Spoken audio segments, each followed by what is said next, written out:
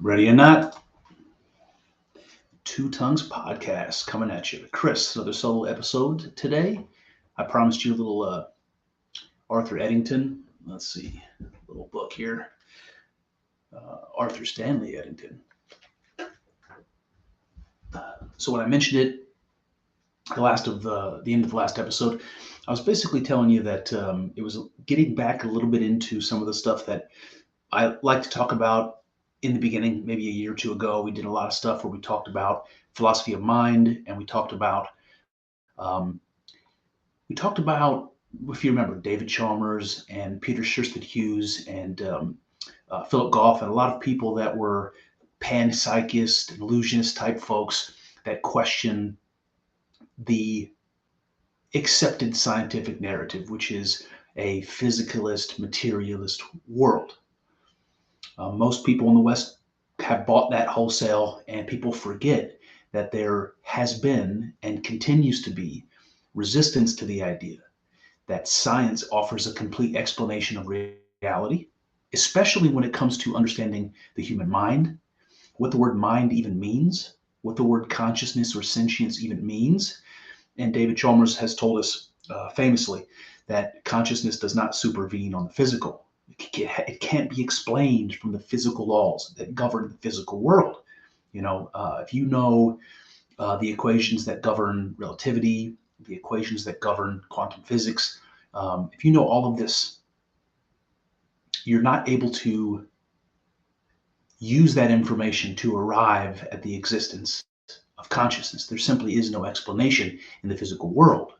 And this is a deep, deep problem. It goes back to Galileo, it goes back to Descartes, to this ideal of dualism, mind and body, right? Or spirit and body, mind and matter, that sort of a thing. So we can talk about them separately, but we can't talk about them together. And I always found that interesting because to me, it's always seemed like it leaves a door open for religious experience as authentic. If the explanation is that science can't explain it because it's not in the realm of what science can explain. Now we're so apt to imagine that science can explain everything because it's done such great things. It's allowed us to do such great things. It's making our lives and the world better in countless ways. It's the most powerful thing that we've ever, been able to develop. And so it becomes God, right? It becomes something that's unquestioned. But there are people, and even in going back to the very beginning of modern science, that challenge that. And what we've done in the modern culture is we've said, okay, the people who challenge that, the reason they're challenging that is for some religious reason. And so we can dismiss you altogether because religion is not rational. It's not a part of science. It's not a part of the world that we can measure. It's fantasy. It's make believe. Something that makes us feel better about dying, that sort of thing. It's not real. And so we can dismiss it. But when we dismiss it, we dismiss half of our experience. Our experience is physical, it is material. We eat food, we have sex, we breathe, we taste, we run, we sleep. All of these things are physical, what we touch and interact with. But there's a whole other side of that. It's our experience of those physical things, the way it feels, the way it smells, the colors, the form, our memories. These are all things that are not physical. How about the things that we desire, the things that we're interested in? Where does that come from? What does that mean? It's not physical. What makes me interested in philosophy and interested in consciousness? What is that thing? It's not physical, is it? So all of the things that matter most to us in our existence aren't physical. And so if we are determined that physical conditions are all we need, we want, basically giving ending half of our reality. And the person that I want to talk about today, Arthur Eddington, was a scientist. And not only was he a scientist, he was a very important astrophysicist, one of the pioneers of the field. decorated in ways that we'll talk about here in a minute, but decorated in ways that show he was a stunning intellect and a career scientist. He was also a religious man, and I always find that combination to be interesting. Very empirically minded, but also open to mystical realities, like that sort of combination. And we've talked about lots of those people, Swedenborg and Davy, and lots of the people, Plato for that matter. Lots of the people that we talk about are like this. So let me open up. This book that we're going to talk about is called Science and the Unseen World. So I'll let that intrigue you for a minute. But I want to tell you a little bit about Arthur Eddington. I didn't know much about Arthur Eddington, but I saw this book recommended, and it's not actually a book at all, but a lecture that he did in 1929, part of a lecture series called the Swarthmore Lectures. And I'll talk a little bit about that as well. But Eddington was born in the late 1800s, 1882. He died just before the Second World War ended in 1944. He was an astronomer by trade, a physicist, a mathematician. He's famous for having predicted how stars work. So he spent a lot of time, like I said, a pioneer of astrophysics. He spent a lot of time observing the stars, and he basically predicted nuclear fusion as the mechanism of stars. That's how they burn. Before that was ever proven, he was one of the people who predicted it. He was also an early supporter of Albert Einstein and a proponent of his theory of relativity. In the early days, when it wasn't well understood, I mean, as if it is today, I don't know, it wasn't well understood and it wasn't generally accepted. He was a supporter in the early days. He bought into that immediately. And he was the director of the University of Cambridge Observatory, again, a pioneer of astrophysics. He was also a fellow of the Royal Society of England. So as an American, I don't know if you have any idea what the Royal Society is. I bumped into it when I was a kid. I was doing a research project in school on Charles Darwin's grandfather, a guy named Erasmus Darwin.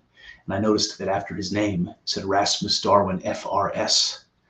It's like, what the hell does that mean? Well, you look it up and you're going to find it's a fellow of the Royal Society. So the Royal Society is a premier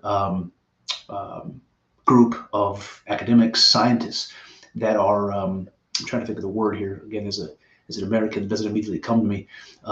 They essentially funded and under the auspices of the crown. So you can imagine a group of scientists who work together under the authority and funding of the monarch. And lots of famous people, in fact, the most famous scientists and thinkers that you can imagine belong to the Royal Society. Isaac Newton, Charles Darwin, and the list goes on and on. But here's what's interesting about Eddington. With all those credentials that I just mentioned, he was also a devout Quaker. So I don't know if you're familiar with the Quakers. This is a Protestant religion that was an offshoot of the Church of England, the Anglican Church.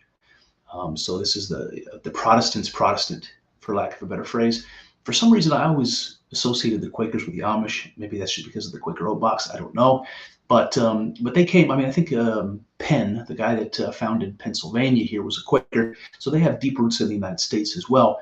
But he was a devout Quaker. And of course, that makes him a religious man. In fact, the lecture that we're going to read today was delivered to what's called the Society of Friends, which is a Quaker group. That's what they called themselves, the Society of Friends. And I'm fairly unfamiliar with the Quakers, really. But a quick wiki reveals the religion to be staunchly anti-violent and anti-dogmatic, allowing for belief and practice unencumbered by religious creed. They don't want your spiritual path, your spiritual seeking to be held back by some kind of staunch rules like a religious creed. So you have a little bit more freedom. And so it sounds to me a little bit more liberal. And you can see with the nonviolent and so forth, it kind of falls into that category as something sort of liberal, especially for a church. And they're generally united by a belief in each human's ability to experience what they call the light of God within, but also in other people. And there's also some talk about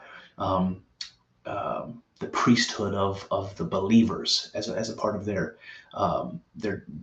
beliefs. So the idea is you don't need priests, but it's the priesthood of believers. And so what that does is it turns human beings into we're all high priests. We all have that kind of authority. We also experience the light of God within us. So God is to be known, to be encountered within ourselves, which reminds me of something Jesus said when he said, "The kingdom of God is within you," right? So something like that. But also the light of God being in others. So you have this idea of something like the spirit, the force of life, your consciousness as something akin to God itself. And I think this unique combination of a keen scientific mind and a borderline mystical religious upbringing provides a balanced and nuanced perspective on the nature of man and the place of the spirit in the pursuit of worldly knowledge. So Eddington was a scientist, he was a seeker, somebody who wanted to understand, who wanted to seek knowledge. But he wasn't satisfied doing that strictly in a scientific realm, because he also believed that there was a spiritual component to our lives, and there was much to be learned there, much to be discovered there. So that brings me to the beginning here. I'm going to call this first section Physical Theory and Explanation. And Eddington begins like this. He says, "We have busied ourselves with the process by which the electric particles widely diffused in primeval chaos have come together to build the complexity of a human being. We cannot but acknowledge that a human being involves also something incommensurable, consciousness.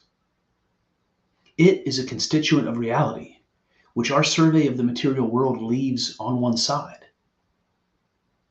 Hence arises the problem of the dualism of spirit and matter. On the one side, there is consciousness stirring with activity of thought and sensation. On the other side, a maelstrom of scurrying atoms and electric charges. Incommensurable as they are, there is some kind of overlap or contact between them." All right, so this is how we open up. We're really opening up this conversation of dualism. So he's admitting that there's some sort of interaction or link between the physical and the mental, or the physical and the spiritual. But what that is hard to say. And there's a mystery here. He's talking about how all of these particles in the primeval chaos, like when the cosmos was just forming and it was nothing but heat and chaos and all the mystery that we don't really understand about the Big Bang, all that stuff's going on. And eventually that organizes and becomes a human being. And that's all physical. It's all governed by the physical laws. And yet, one of the consequences here is the existence of consciousness. We are conscious. And that is not governed by physics. It's not explained by physics. So what in the hell is going on? And he says, hence arises the problem of dualism, of spirit and matter. He goes on, he says, if today you asked a physicist, what is the electron? The answer will not be anything concrete. He will point instead to a number of symbols and a set of mathematical equations which they satisfy. What do the symbols stand for? The mysterious reply is given that physics has no means of probing beneath the symbolism. To understand the physical world, it is necessary to know the equations which the symbols obey, but not the nature of that which is symbolized.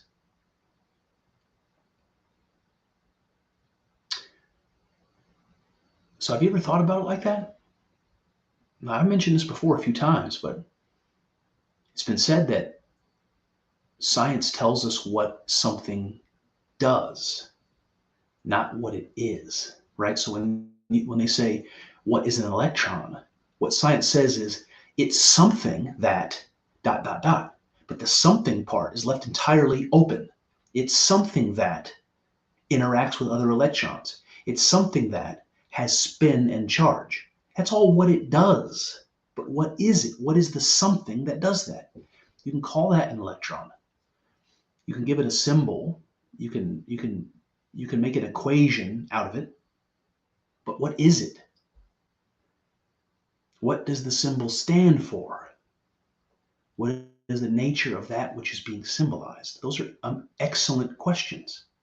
Questions that we forget to ask nowadays. He says we have traveled far from the standpoint which identifies the real with the concrete. So he's alluding to quantum mechanics, and he lived in the early days of quantum mechanics. When he brings up the electron, you remember that has to do with the double slit experiment, the particle wave duality, when we realize that for the first time, matter isn't something solid and concrete with a precise position and momentum. Now it's just a field of potential or probability. That's what quantum mechanics told us, revealed that there is nothing concrete about what we think of as real. So we've traveled far from the standpoint where we identify what's real with what's concrete. So we have to think a little bit more flexibly. He says, we all share the strange delusion that matter is easily comprehensible, whereas the human spirit is unfathomable. But consider how our acquaintance with matter is attained. Some influence emanating from it plays on the extremities of a nerve, starting a series of physical and chemical changes propagated along the nerve to a brain cell. There, a mystery happens, and an image or sensation arises in the mind, which cannot purport to resemble the stimulus which excites it. So here he's just talking about how do we know the physical world? We have some excitation, and that gets translated down our nerves into our brain and becomes some image or some experience.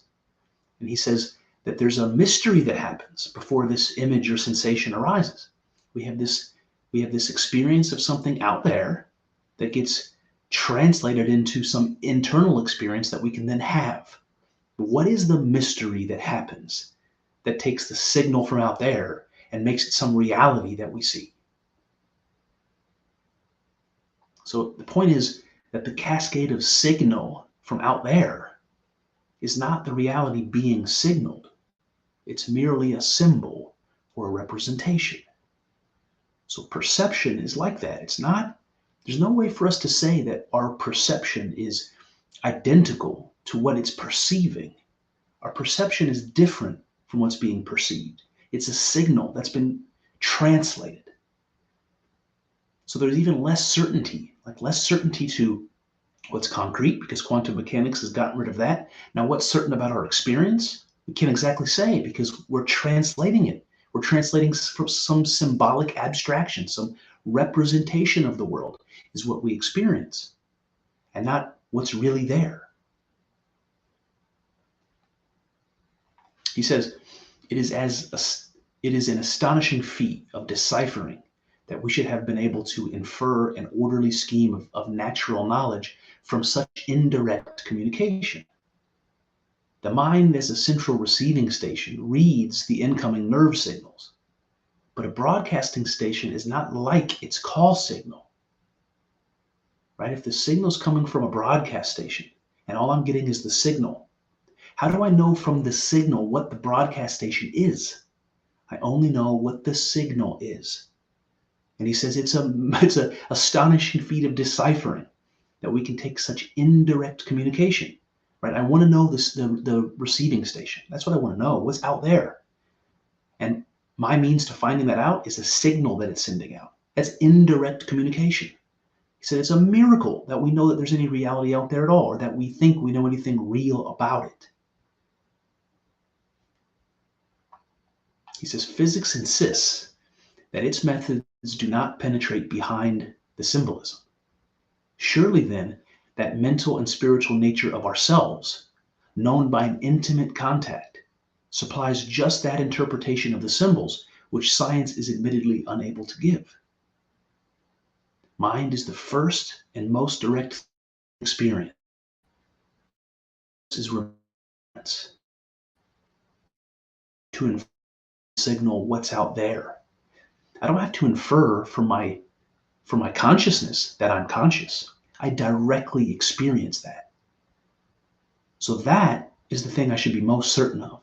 That is the thing I actually know. Everything external, the physical world around me, the thing that science is concerned about, is inference. He says space and time and matter is probed by every device of physical science. And at bottom we reach symbols. Nonetheless, it remains a real world if there is a background to the symbols. It is to this background that our own consciousness belongs. So what does he mean here? So if science can tell us nothing about the physical world apart from the symbols that it can kind of reduce it to, we can't really say those symbols are real in any way. Unless the background, right, the something real on which those symbols rest. If there's a background that allows those symbols to exist, then there's something real about them. There is something real there. And he says that our consciousness belongs to that background. And I can't help but think about Jungian ideas of the unconscious here when he says the background. And that brings us to the next section, which is called the problem of experience. Eddington says, the conflict of the scientific and the religious outlook is the problem presented by experience.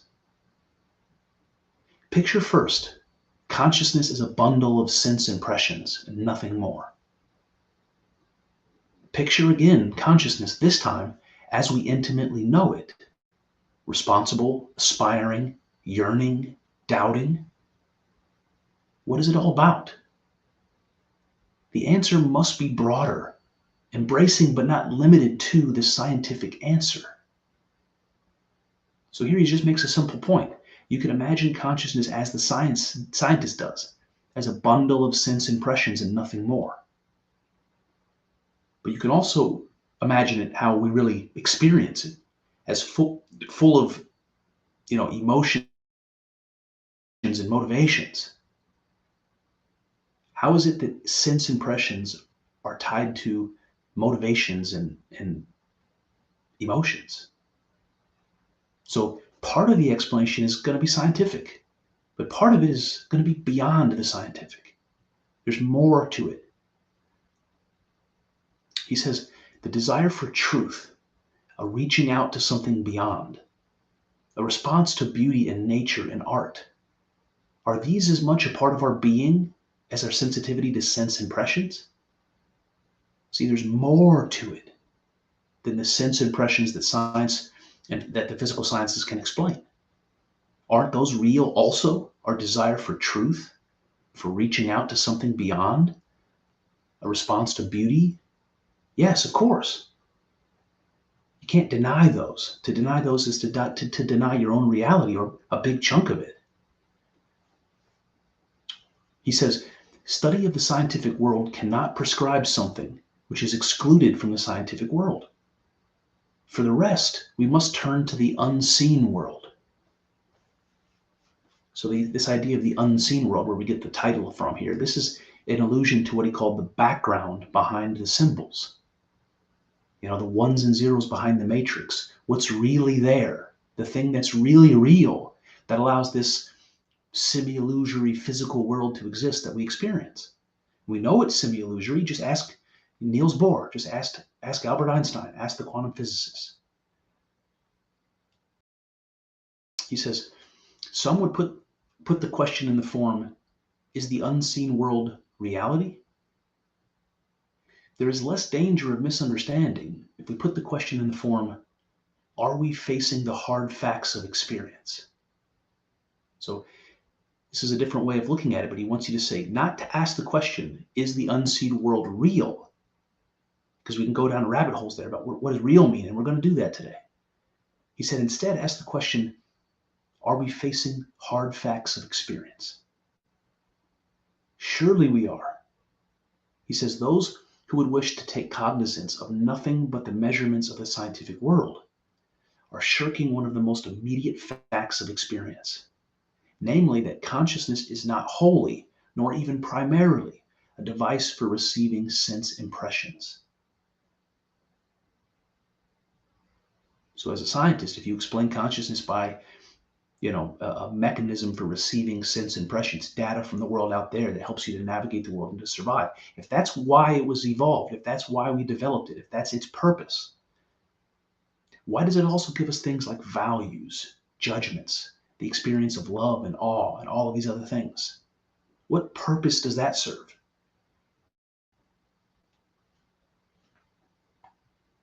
And he says, I cannot do better than to quote J.S. Hoyland. So this is Hoyland's quote. There is an hour of the Indian night, a little before the first glimmer of dawn, when as yet there is no sound from awakening birds. But the whole world seems to be intent, alive, listening, eager. At such a moment, the veil between the things that are seen and the things unseen becomes so thin as to interpose scarcely any barrier at all between the eternal beauty and the soul which would comprehend them. Whew, buddy. Then Eddington says, here is an experience which the observer in scientific theory knows nothing of. We do not ask whether philosophy can justify such an outlook. Rather, our system of philosophy is itself on trial. It must stand or fall as it is broad enough to find room for this experience.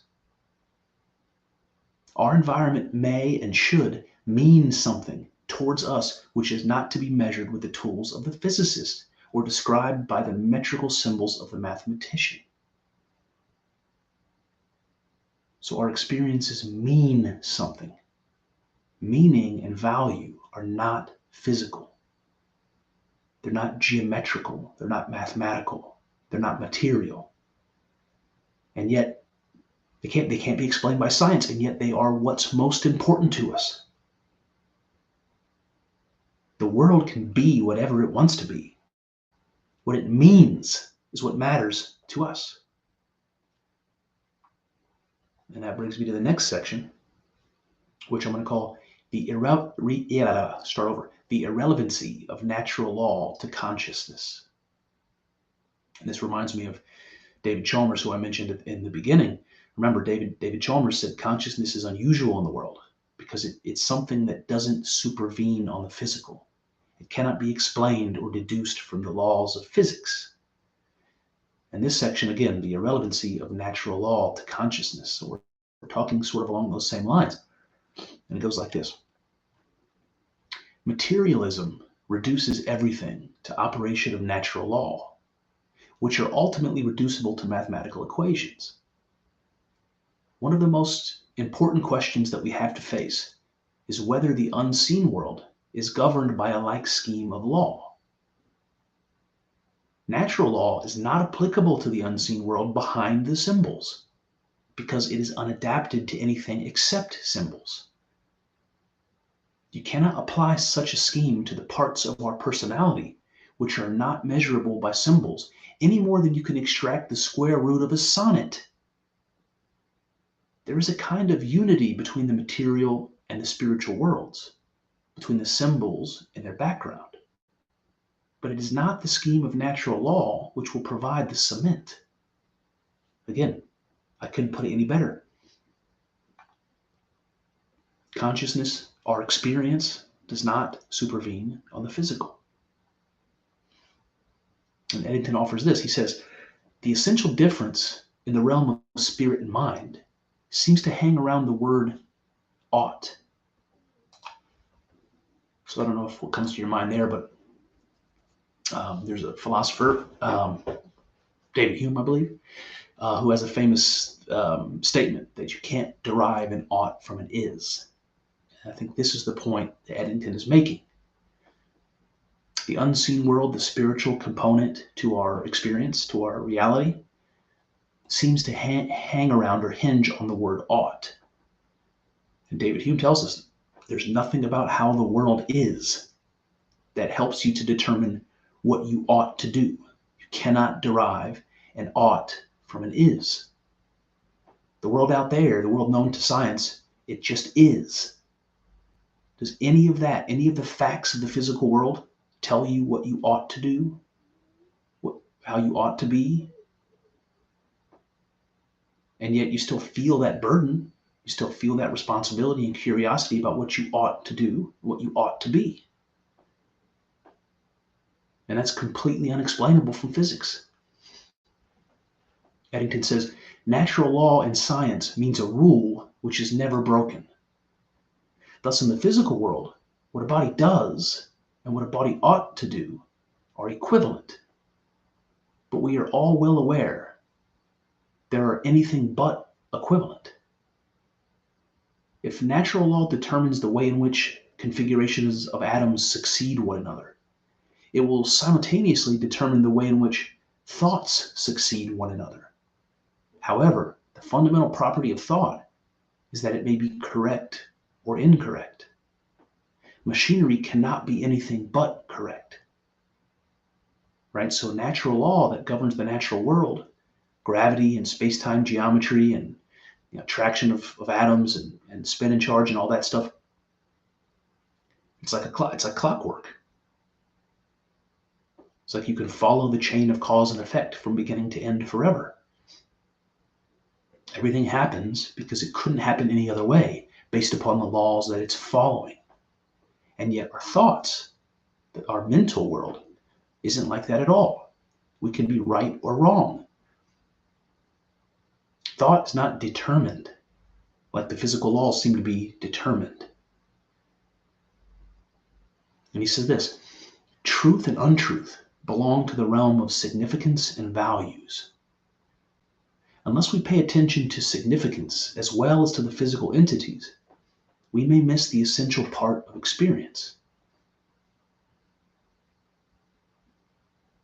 So we often think about truth in terms of black and white scientific truth, right and wrong.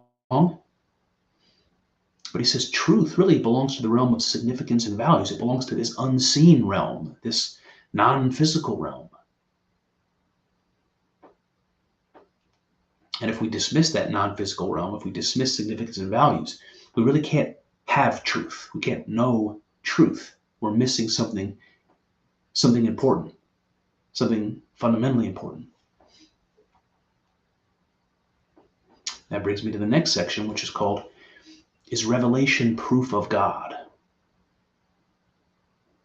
Eddington starts like this. He says, we want assurance that the soul, in reaching out to the unseen world, is not following an illusion.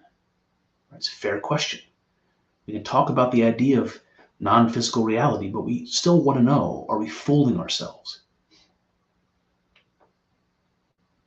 And he goes on, he says, the question is commonly put, does God really exist? It is difficult to set aside this question without being suspected of quibbling. But I venture to put it aside because it scarcely reaches deep enough into religious experience. It said 99 people out of 100 have not seriously considered what they mean by the term exist, nor how a thing qualifies to be labeled real.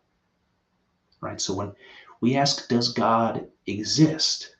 We really haven't even considered what exist means. And then he said, even so, whether God exists or not as a concept, scarcely touches the reality of religious experience. Anybody who's had a legitimate, authentic religious experience would never quabble over the idea that God exists or doesn't exist, whether we can prove it or not, because you've experienced it.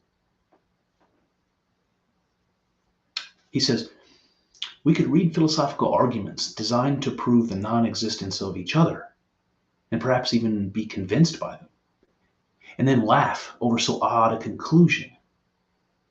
I think that it is something of the same kind we should seek in our relationship with God. The most flawless proof of the existence of God is no substitute for it. All right, so here's the story, here's the visual. We're sitting around waxing philosophical with each other, a group of friends trying to come up with an argument, a philosophical argument that's sound, that would convince us that we don't exist. And we might be clever enough to do such a thing. And then we would laugh all chuckle about how we can use something that's consistent and right. We would laugh about the idea because we know that the reality of our own existence is. So we can't prove it away. And he said that is what we should seek with God. A reality so obvious that we can't prove it away. And he says the most flawless proof of the existence of God is no substitute for it. You can't teach it. You can't convince yourself of it. That you should seek in a religious experience, because once you've experienced it, all else is as nothing. God is unquestionably real, just as the experience you've had is unquestionably real. He says the crucial point for us is not a conviction of the existence of a supreme God, but a conviction of the revelation of a supreme God. The revelation implied in the indwelling of the divine spirit in the mind of man. So what does he mean here by revelation? He has kind of an interesting definition. He's not talking about, the heavens opening up and an angel coming down and speaking to you or something like that. He said the revelation is implied in the indwelling of the divine spirit in the mind of man. So what does that mean? And what comes to my mind is that quote from Genesis that we talked about last couple times, where God breathes himself into the form of Adam. So the Spirit of God goes into Adam and becomes his soul. The Hindus would say that Brahman became Atman, God became man. So the revelation is understanding that the thing by which you live, the thing by which you experience your consciousness, your sentience in your life, that thing is the divine spirit in you. So the revelation is the experience of God in and as our own consciousness. It's hard to argue with that when you put it that way. It's hard to argue about the existence of God when you put it that way.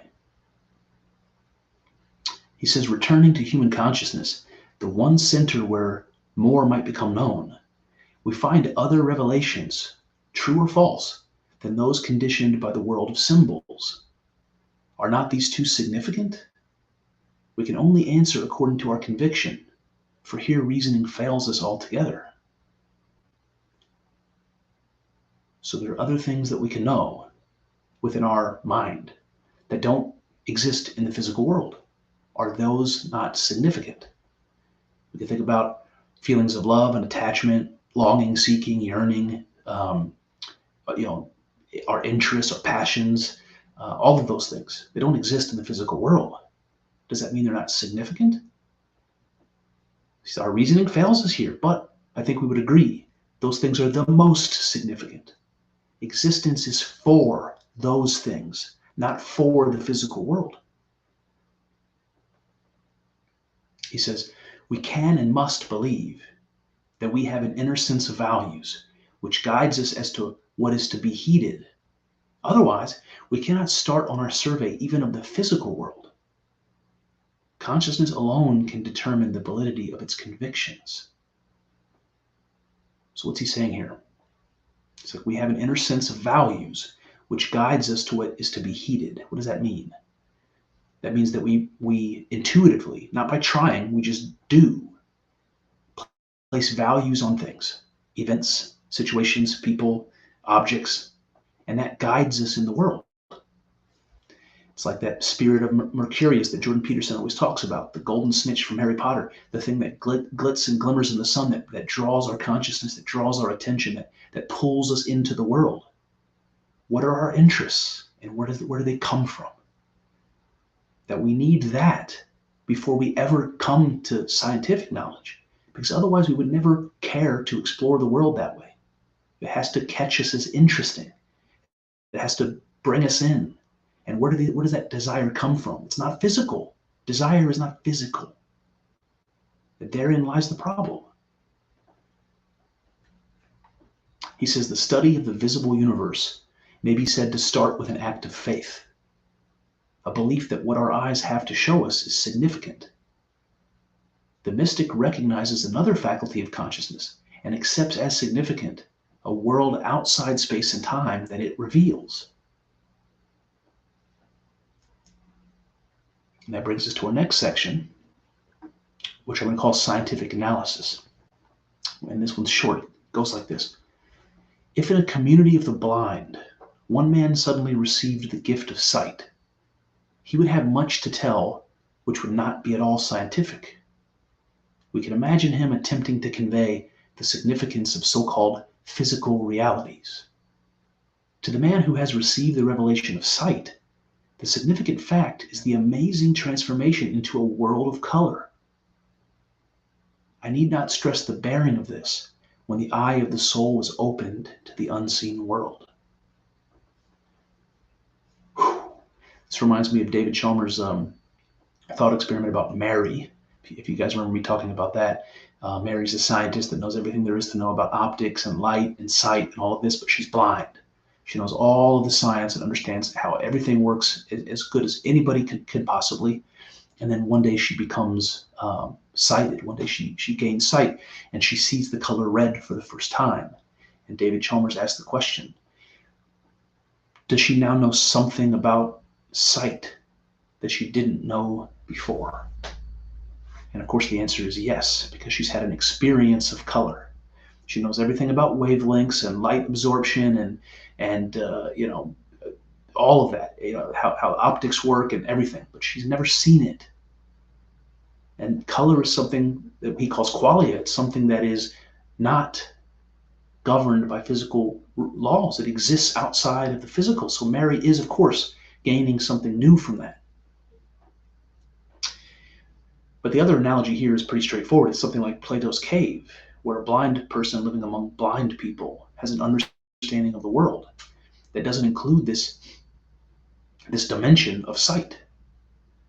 Somebody who, the one person who's gifted with this revelation of sight now sees the world differently than everybody else, but can't convince anybody of the truth of it. And the analogy is to somebody who has a religious experience. Someone who's had a religious experience is like the blind man who's gained his sight and sees the world differently than everybody else. He may be the only one that's right. And that brings me to my conclusion.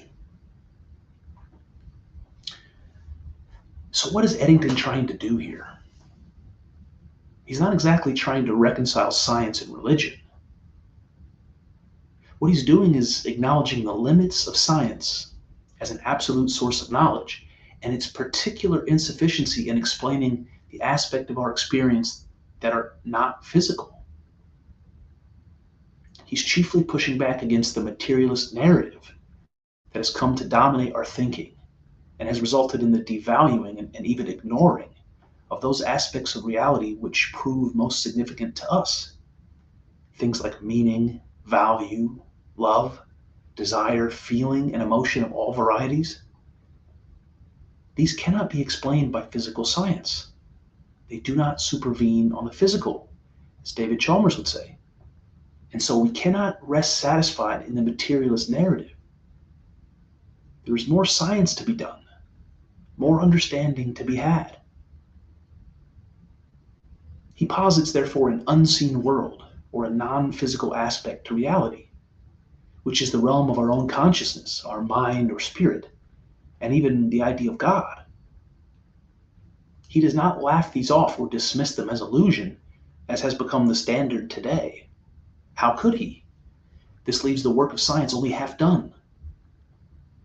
Instead, he challenges materialist certainty, using their own weapon, science, against them. He points out that matter has been proven not to be something concrete, alluding to quantum mechanics, and that physical science merely reduces reality to symbols, abstractions that follow defined mathematical equations, while failing spectacularly to offer any insight as to what those symbols actually represent. He points out that reality and the meaning behind these symbols is lost in shadow. It is left blatantly and intentionally unpursued. Science tells us what matter does, but not what it is, and pretends, as it were, that the non-physical is not real at all. This leads deeply into the question of what real means. If what is real need not be something concrete, then what does it mean to be real? Can something be non-physical and yet still be real? Eddington points to space and time as non-physical realities, to say nothing of the existence of sentience, of meaning, qualia, and experience itself. Surely, he contends, if something is part of our experience, it is real, even if there are no physical correlates to its existence. The ultimate question arises, is God real? And his answer is the same. If God is a part of experience, it must be said to be real as any physical object. Now you might say, ha, you've doomed your own argument then, for I've never experienced God in the slightest, and neither has anyone else. So there is no God, even if non-physical reality cannot be dismissed outright. To this I imagine Eddington smiling slyly. See, he agrees, at least in part, that God is not a physical reality, or at least not only a physical reality.